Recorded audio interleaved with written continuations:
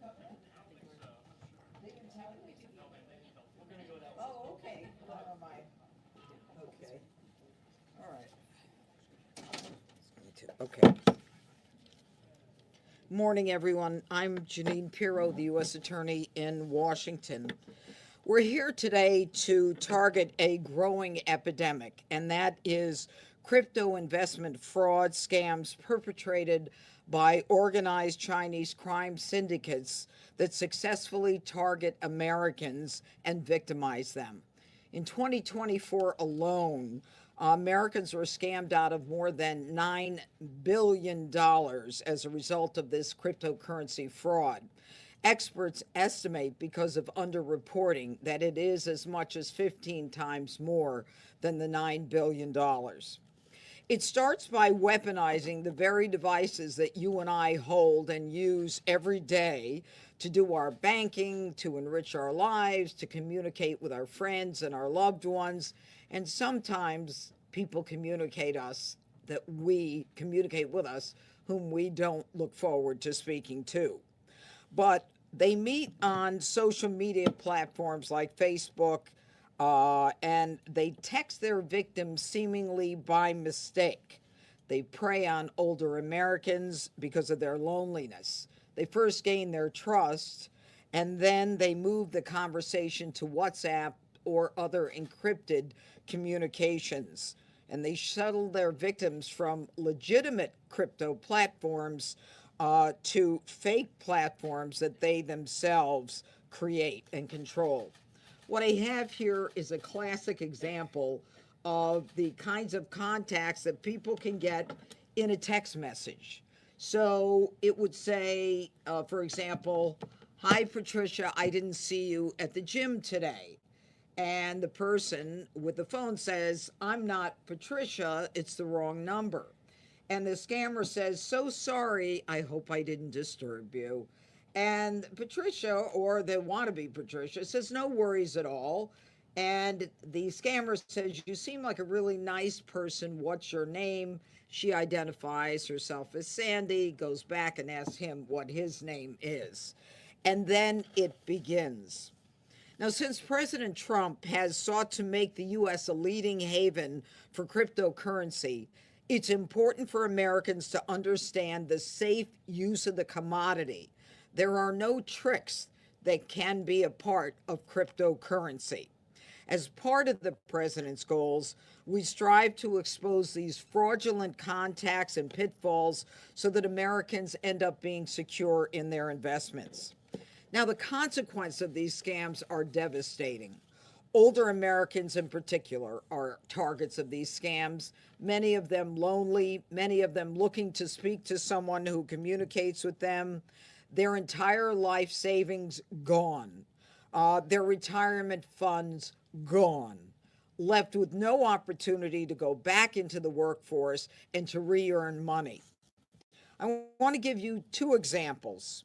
One is a woman who said she sent $40,000 initially, and she was provided with screenshots that showed the profits of her cryptocurrency investment.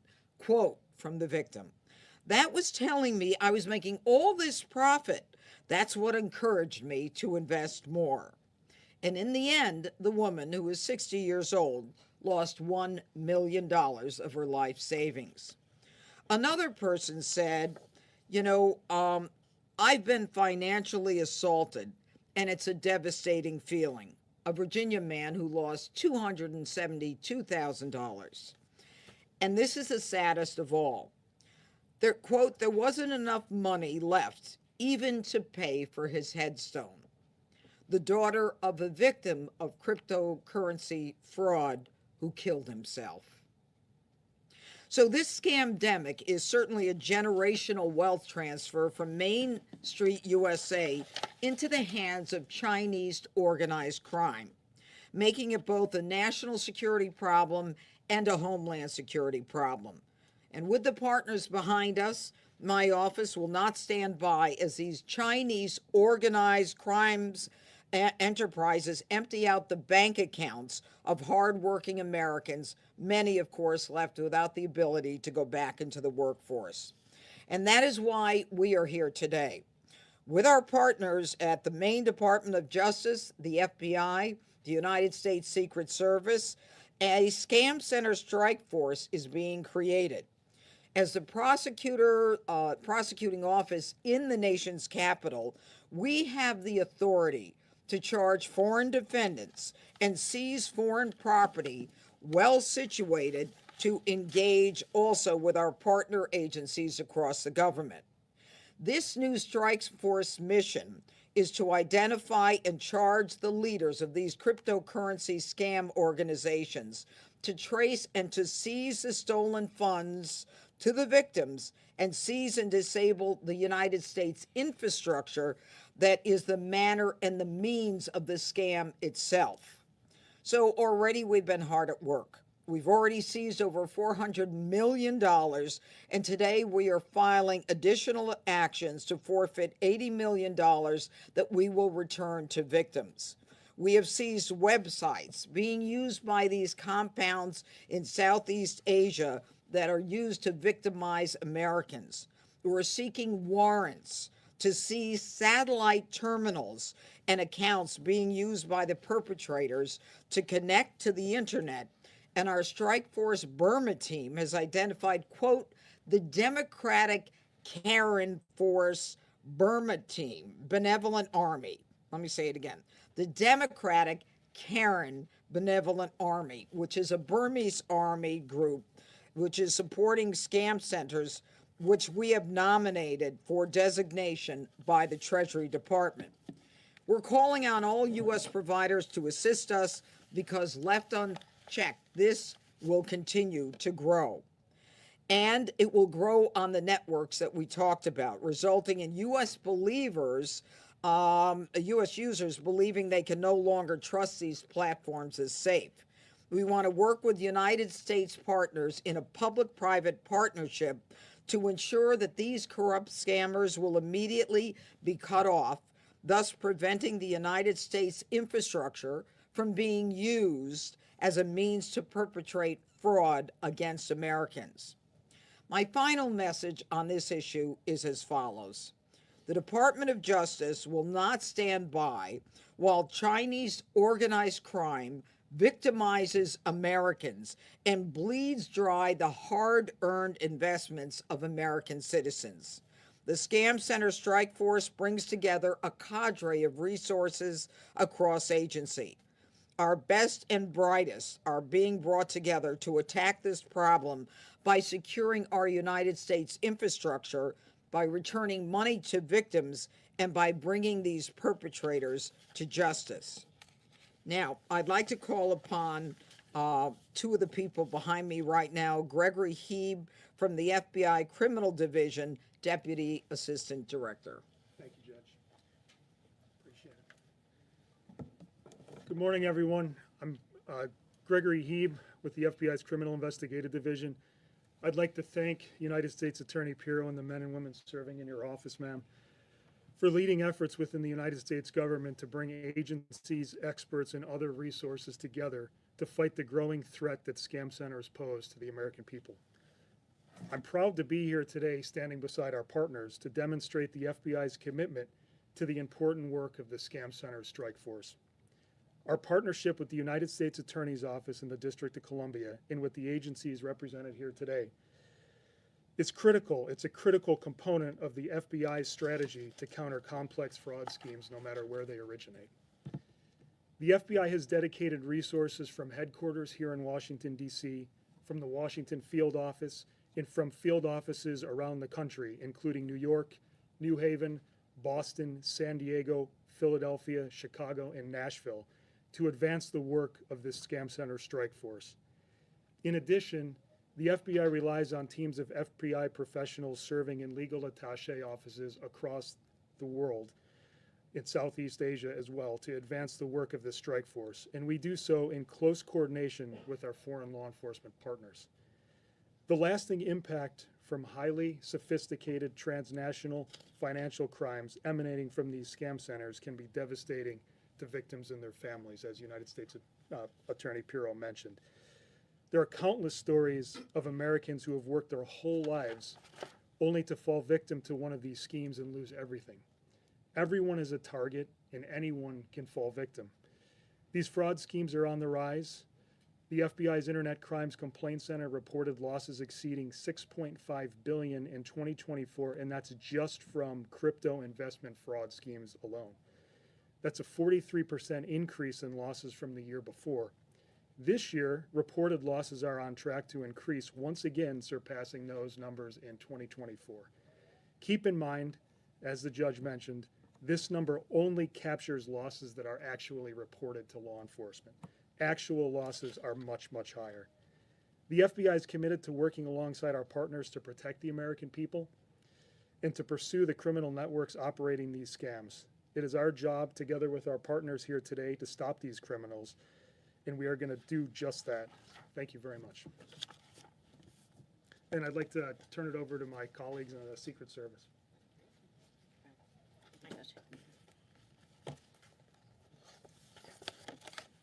Good morning. I'm Keogh Dolan, the Assistant Director for the U.S. Secret Service's Office of Field Operations. I'm pleased to join my colleagues today from the U.S. Attorney's Office, Department of Justice, the FBI, and the U.S. Treasury and State Departments. Since 2019, the Secret Service has seen a major uptick in cryptocurrency investment scams. The organizations behind these scams leverage an ecosystem of criminality, often weaving an intricate web of illicit activities together to perpetrate their schemes. These schemes include human trafficking, victim engineering, and money laundering, among other crimes. The U.S. Secret Service, along with our partners, have worked diligently to investigate these scams and return stolen funds to victims. During the 2025 fiscal year alone, the U.S. Secret Service has responded to approximately 3,000 victims who contacted us regarding cryptocurrency investment schemes, and we seized or froze approximately $495 million in stolen cryptocurrency. These stolen funds were primarily obtained from cryptocurrency investment scams linked to scam centers located in Southeast Asia. With the newly established Scam Center Strike Force, we can do even more to assist our victims in these scams. Each Strike Force member agency brings unique expertise and capabilities that, when combined in a strategic and coordinated manner, will greatly impact our ability to combat these scams and dismantle the criminal organizations behind them. The U.S. Secret Service will leverage our cryptocurrency tracing expertise, as well as our network of skilled forensic accountants, to trace stolen funds and identify impacted victims. Additionally, our overseas field offices have been working alongside law enforcement partners in the region for years to combat these crimes, and we will continue to leverage these relationships during our work on the Strike Force. As U.S. Attorney Pirro mentioned, we have already seen the results from Strike Force efforts. Included in the seizures announced today is a $66 million cryptocurrency investment scam-related seizure, which involved hundreds of victims that were targeted on a dating app. This investigation, led by the U.S. Secret Service's Global Investigative Operations Center, identified approximately 500 websites linked to the organization where victims were enticed with false investment opportunities. The second case I'd like to highlight that was included also in today's announcement is a $1.5 million cryptocurrency scam-related seizure by our Memphis field office. Of course, done in coordination with our FBI partners, thank you. We identified nearly 100 U.S. victims. And after this seizure, an additional 120 victims came forward or were identified, further underscoring the importance of victim reporting. I would like to emphasize to those that are listening today that your voice matters. These cases started with victim reporting, and this fight will continue with your help. If you believe that you are a victim in any of these cases, please contact your local Secret Service field office or email cryptofraud@usss.dhs.gov. Again, cryptofraud@usss.dhs.gov, or you can file a complaint with the FBI's Internet Crime Complaint Center, IC3. It truly takes all of us to combat these scams. So in closing, I'd like to thank U.S. Attorney Pirro and her team for your steadfast support. I'd also like to thank our Strike Force agency partners for their continued collaboration. We certainly look forward to working together with all of you to combat this scamdemic. And finally, I certainly want to recognize the dedicated efforts of the U.S. Secret Service team, especially our cadre of skilled analytic professionals and forensic accountants. This group, led by Callie, our program manager and cryptocurrency expert, with support from our special agent colleagues, have made such an impact in combating these scams. Of course, even our foreign and domestic field offices.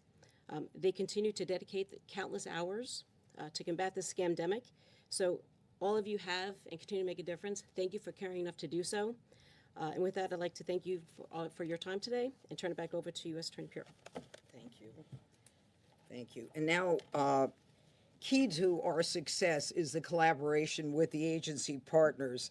And I'd like to turn the podium over now to the Treasury Department's Office of Foreign Assets Control, OFAC Director Bradley T. Smith from the Treasury Department. Good morning, and thank you, Judge Pirro. We at Treasury are thrilled to be here today and to support the exciting strike force that was announced this morning. As part of that whole of government effort, working with our colleagues at the Department of Justice as well as the Secret Service, we are pleased today to announce that we are sanctioning the entity identified by Judge Pirro earlier today, the Democratic Karen Benevolent Army, or DKBA, and 4 of its leaders for supporting cyber scam centers in Burma that target Americans using fraudulent investment schemes. The DKBA is a violent group that provides, quote unquote, security at the Tai Chang compound in Burma. That compound houses cyber scam operations that have targeted and stolen money from Americans.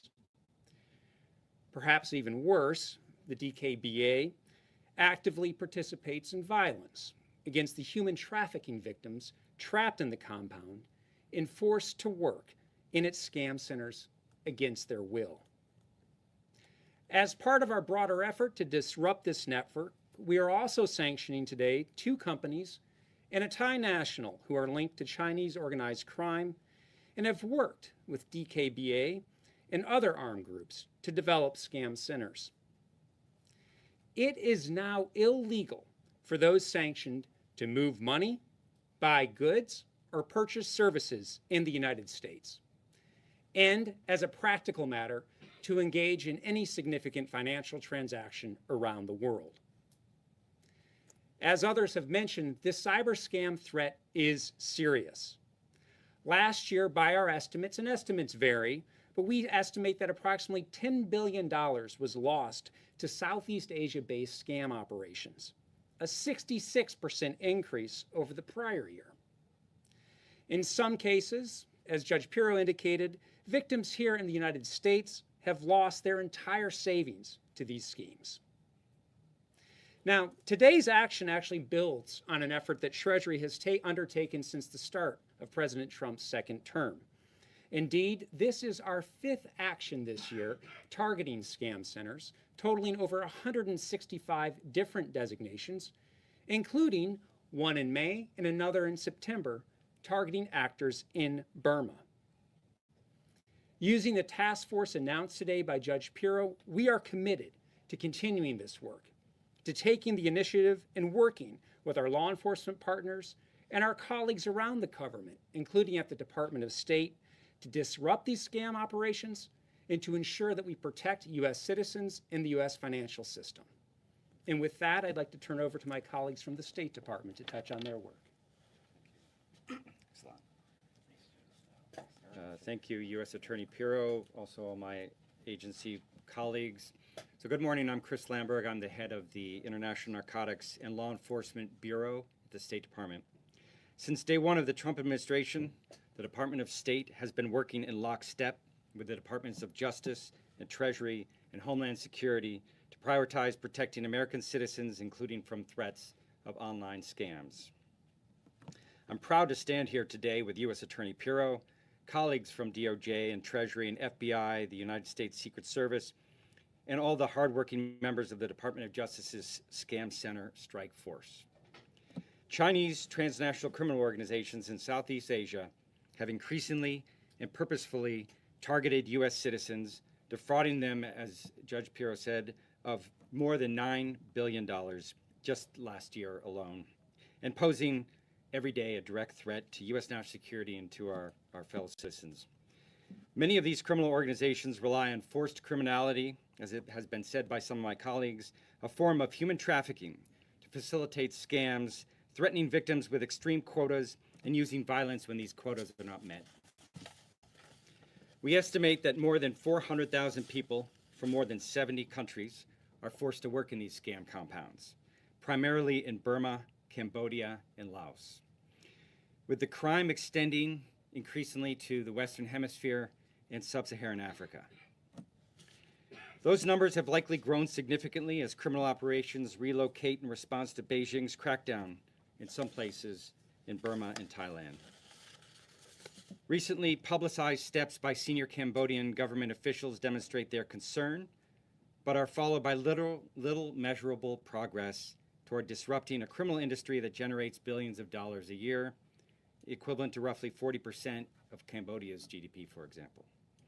The Department of State is stepping up our efforts to stop these scams.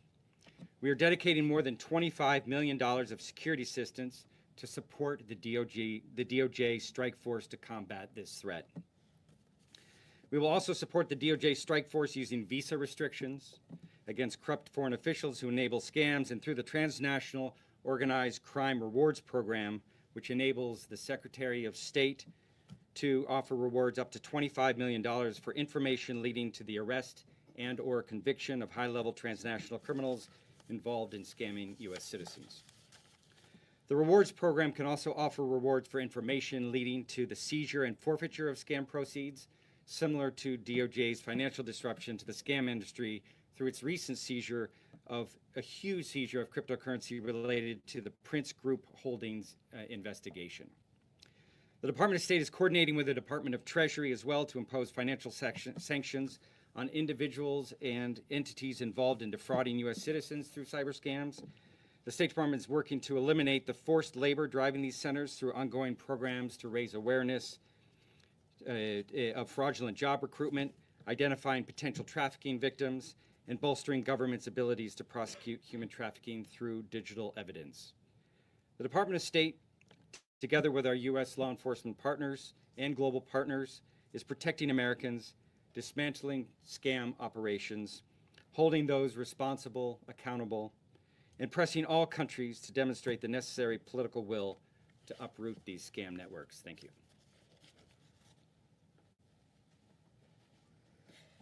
Thank you. I think that it's pretty obvious that we are committed to this new strike force from across all different agencies in the government.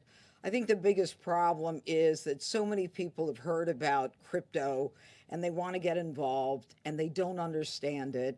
And if they can see a legitimate profit on a legitimate website, they're all in. And that's what we're trying to prevent, especially when we've got these scam centers in Southeast Asia, and they are part of even bigger operations that are intended to target the United States to move money from Main Street USA to other countries. And that's why we're all here today. And I'm very proud of this operation. And I want to recognize one person here on my left and your right, Karen Siebert, who is with my office and is one of the people who is at the center of the brains of this operation. So I want to recognize Karen for the work that she's done. She was actually on maternity leave, and I think she did more work during maternity leave than on normal days. But even your normal days are long days, so congratulations to Karen. Now, also, I just want to say that there are partners that are interested in working with us. When I talked about Facebook and some of the other social media platforms, there are people who are reaching out to us saying, we want to be a part of this public-private partnership.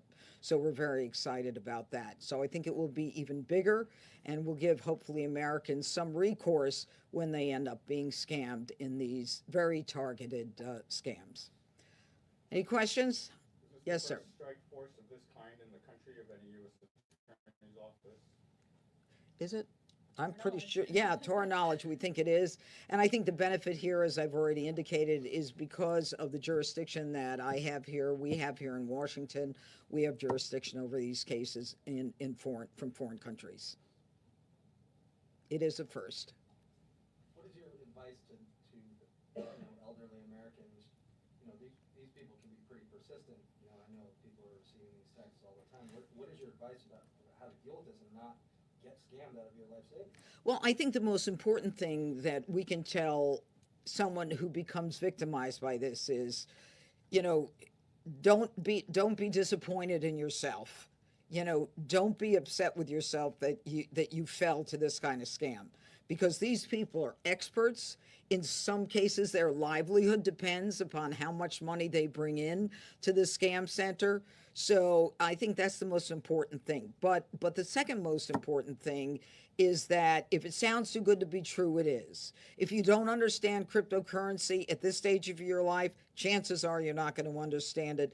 Don't invest unless you're dealing with an American company, with someone who is a recognized, established company in the United States. See, there's a certain mystery about all this that everybody hears about people making millions in crypto. It's a fraud, and it's one of the biggest frauds that we're seeing. It was identity theft several years back. Now, cryptocurrency theft is the biggest theft that we're seeing in this country. You released a statement on the record recently that Mayor Bowser is not under investigation or the target of investigation. Can you say that trip in question, nothing about it's under investigation, no one involved in it? I maintain the statement that I made. She is not under investigation, and she is not being investigated. I think we ought to just end it there. Was she ever under investigation? No, she was not. You're welcome. Okay, everybody. Thank you. Thank you. All right. And thank you to everyone behind me. I'm very, very excited about this. And just so you know, Meta has already indicated that they are willing to collaborate and partner with us. So that's a great first step. And we've got Microsoft has also reached out. See, I thought you'd ask those questions. Microsoft has also reached out, and AARP has reached out. They want to work with us. They know who's being targeted. They want to help us. They want to stop it. Good for them. Thank you.